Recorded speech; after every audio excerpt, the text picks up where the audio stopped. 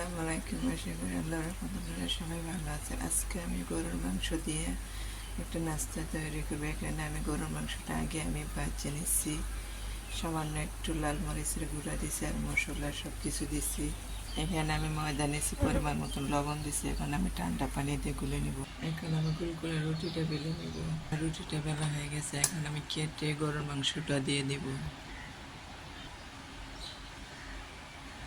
রেখে গরুর মাংসটা আমি একটু করে দিয়ে দিই। মাংসটা আমার দেওয়া হয়ে গেছে, সবগুলো এরকম করে বানাই। আমি এক পিস বানিয়ে নিলাম।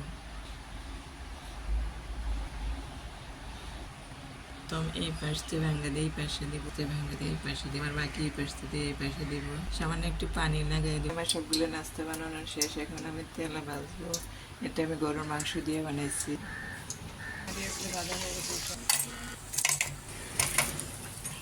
এই যে আমার গরুর গোস্তের মাংস নাস্তাটা বানানো হয়ে গেছে। এখন আজ এই পর্যন্ত, আল্লাহ হাফিজ, টাটা, আসসালামু আলাইকুম।